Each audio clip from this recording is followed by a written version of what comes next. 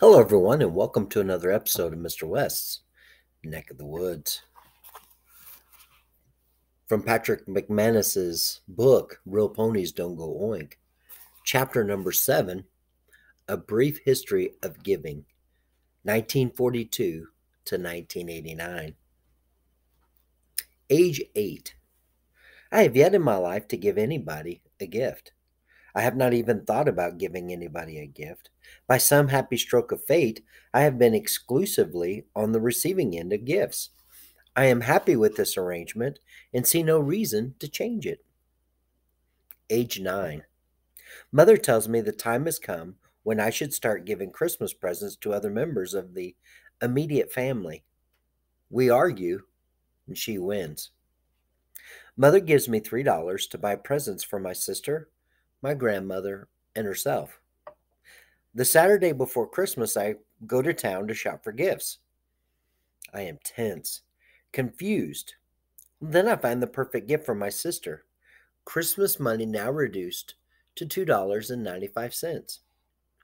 Stress of shopping makes me hungry. Contemplate eating half of sister's gift, but resist the temptation. Drop into Neiman Soda Fountain and calm my nerves with Banana Split. Christmas funds now reduced to $2.70, but nerves are calm. Return to shopping in decisive mood. Buy grandmother 5 skeins of embroidery thread. My first thoughtful gift. Oh, how thoughtful.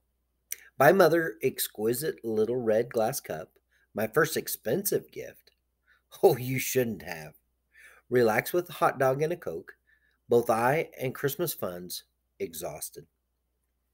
Age 10. My previous Christmas gifts were a big hit. So buy sister another candy bar, grandmother 5 skeins of embroidery thread, and mother exquisite little red glass cup. Well, it's the thought that counts. Starting to get the hang of Christmas shopping. Age 11. Acquire a girlfriend. First serious relationship with the opposite sex. Become aware of relationship when Betty Schwartz whispers to me that Ruthie likes me. I smile nonchalantly and break out in a cold sweat. No girl has ever liked me before. This is heady stuff. Word spreads fast that Ruthie and I like each other. And I kind of think a little more. Or I can think of little else. Ruthie is one of the most beautiful girls in the 6th grade. I'm the envy of all the guys to whom I've spread the word that Ruthie likes me. I wonder if I should consummate the relationship by actually speaking to Ruthie. I decide to wait. No sense crowding her at this fragile stage. I hear a rumor that Ruthie plans to give me a present for Christmas. Cripes! I lie awake nights worrying about whether I should give Ruthie a present. What if it's all a big joke?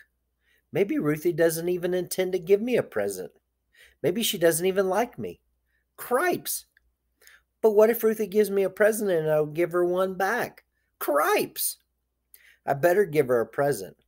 But what? I have no idea what girls like. I need to ask Mother. She says all girls like nice soap, that I can't miss with nice soap. I don't know how much more that soap.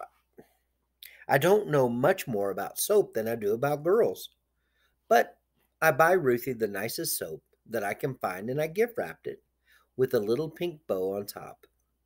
At recess, the last day before Christmas vacation, Ruthie and I exchange presents. I smile nonchalantly. Ruthie giggles. I sense that soon we will actually talk.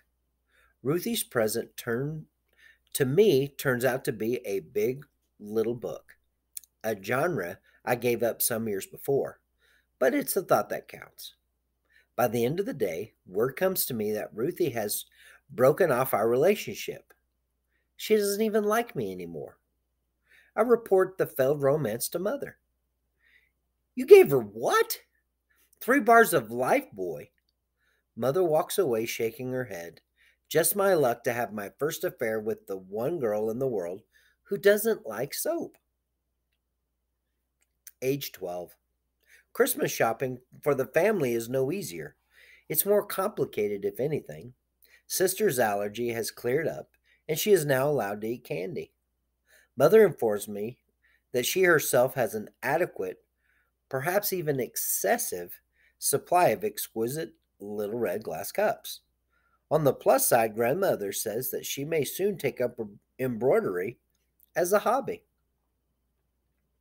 Age 30. Have gradually begun to master the two basic types of gifts, the thoughtful and the expensive, and their respective difficulties. I realize that nothing is gained by combining the two. Each stands on its own merits. To pour both thought and expense into a single gift is to waste either thinking or money. You don't have to you don't have to expend any thought on a diamond bracelet for a wife or girlfriend or on a sports car for your kid. They will be happy with an expensive gift even if it's totally thoughtless. I suppose there are families of sufficient wealth where a wife might say, "A sable stole? How thoughtful of you, Fred." Or the kid might say, "Gee, Dad, how thoughtful. A Ferrari." The expense of an expensive gift, of course, must be apparent. It is unwise, I learn, to pay big bucks for an antique pine chest that may turn out to be identical to one the recipient's grandparents are currently using for a cat box.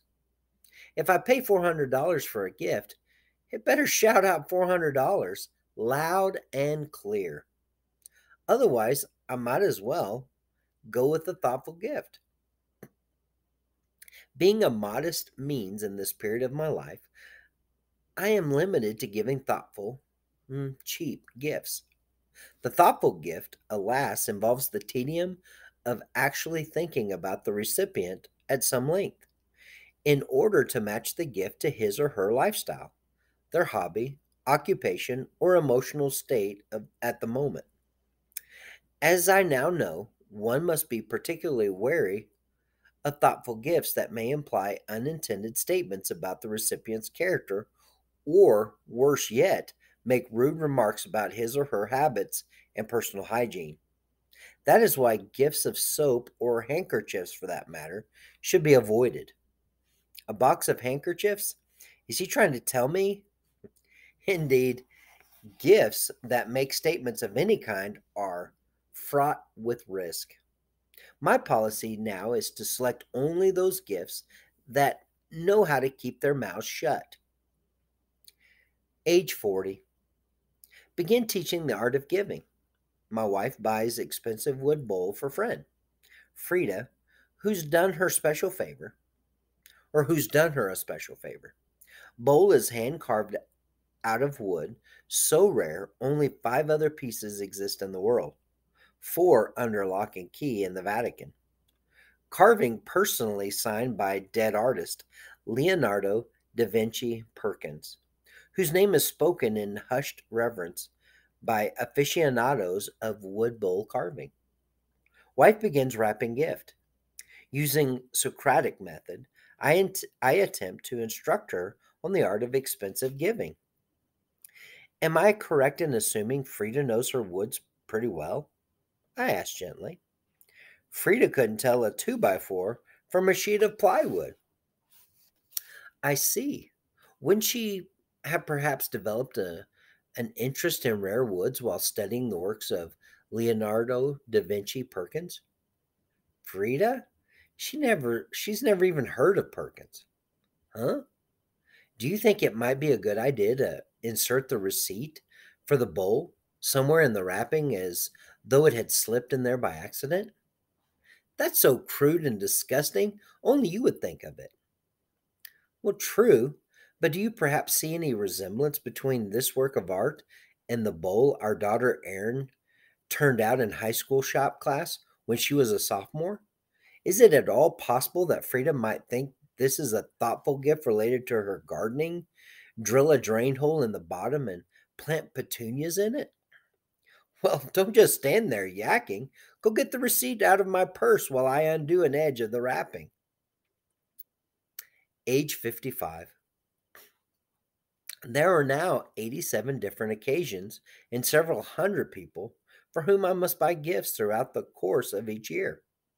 If I go on a trip with my wife, I am for some unknown reason expected to buy gifts for all the relatives, friends, and casual acquaintances who didn't get to go on the trip with us. That is what my wife tells me. Our neighbors move to the next town to buy a new house. We get them going away presents and then housewarming presents. We buy presents for people who are going to get married and again when they get married. For people who are going to have a baby and again when they do have the baby. It seems endless. Half my waking hours would be spent shopping for gifts if I hadn't reduced the process to a science. I let my wife buy all the presents. Occasionally, though, I go gift shopping with her to offer my services as a consultant. How do you think your sister would like this blouse? She asks. Is it her? Or do you think it's a bit too frilly? Perhaps if we found something in a pink, it's her, I advise, rearranging my hairline in the mirror. Buy it. Gift shopping has become incredibly easy in recent years, even when I must go alone in search of a present for my wife. Fortunately, she has a fondness for exquisite little red glass cups. As she likes to say, it's the thought that counts. And as always, peace out from the West.